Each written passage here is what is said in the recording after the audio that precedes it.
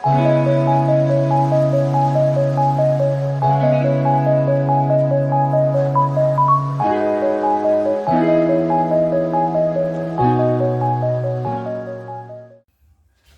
दोस्तों, एक बार फिर से स्वागत है आपका अपने एजुकेशनल प्लेटफॉर्म पे जिसका नाम है लर्न विद एडू फंडा। मैं हूं कौशल जायसवाल और शुरू करेंगे आज की क्लास। और आज का टॉपिक है हमारा सिंधु सभ्यता का भाग 2। भाग 1 हमने पिछले को पढ़ा था। चलिए स्टार्ट करते हैं।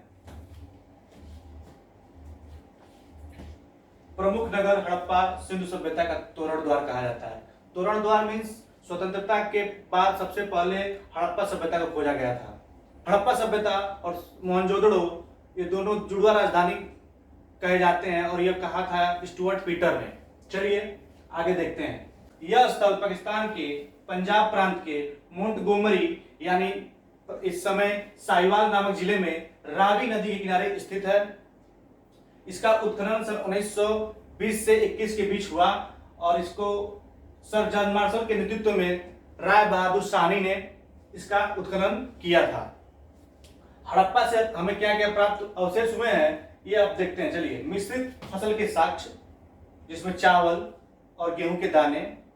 दूसरा है एक स्नानागार, एक कांसा गलाने का पात्र, एक कब्रिस्तान, सर्वाधिक अभिलेख मोहरें, गरुड़ व उर्वरता की देवी की चित्र वाली मुद्रा, पीतल का बना इक्का गाड़ी, मनुष्य के साथ बकरे के अस्थि पंजर, 2 पसार मूर्ति, एक लाल पत्थर की मानव मूर्ति व दूसरे काले पत्थर की नर्तकी प्राप्त हुई है।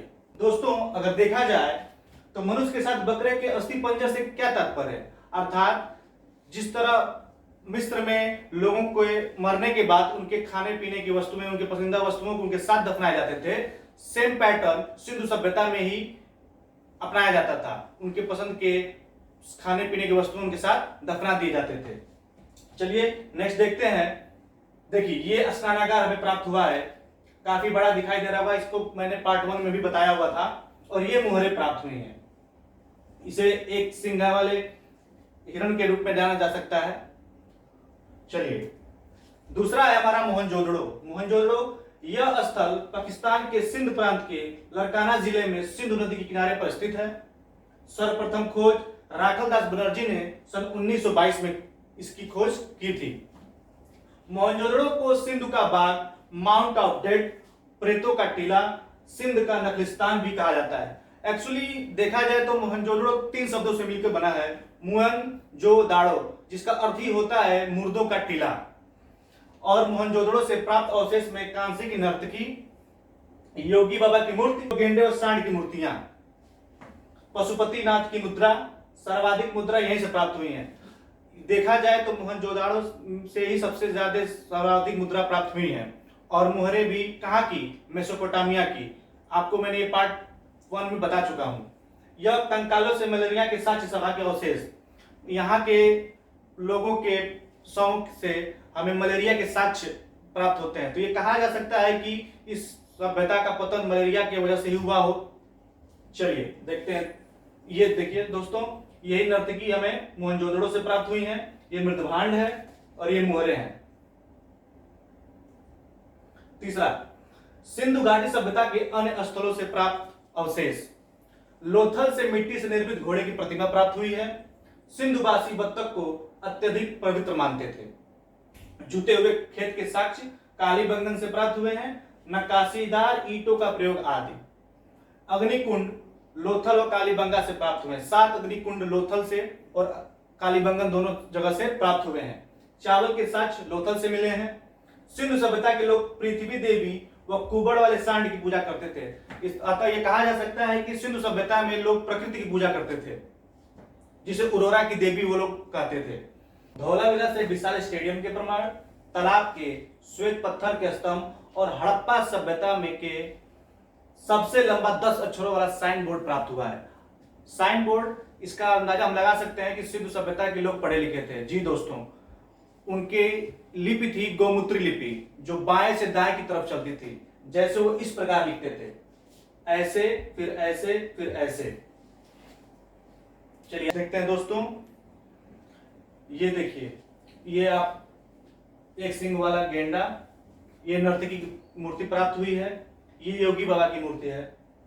ये उर्वरता की देवी, जिसे प्रकृति के रूप में पूजा करते थे सिंधुवासी।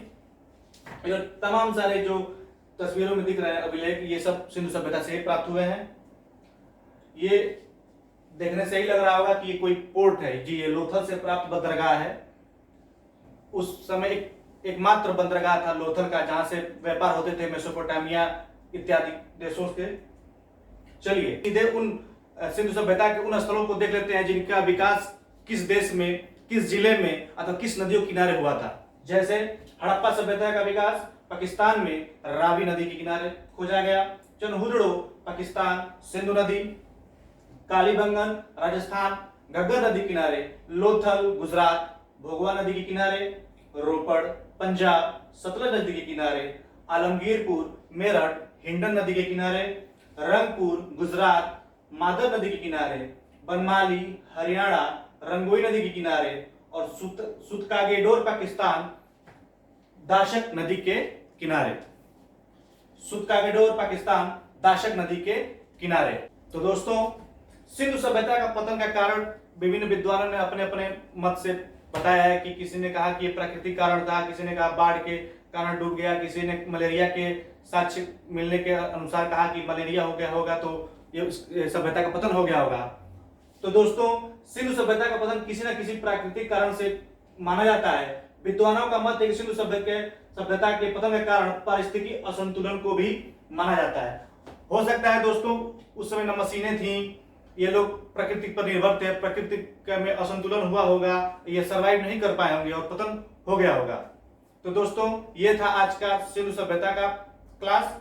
आई होप आप लोग को समझ में आया होगा। तो दोस्तों, ये वीडियो अच्छी लगी हो तो लाइक करें, शेयर करें, सब्सक्राइब करें। और इसके पीडीएफ को पाने के लिए आप हमारे Telegram channel learn with edu फंडा से भी ज्वाइन कर सकते हैं, जिसका लिंक आपके वीडियो के डिस्क्रिप्शन में दे दिया जाएगा। तो दोस्तों, मिलते हैं अगले क्लास में। सुरक्षित रहें, घर पर रहें।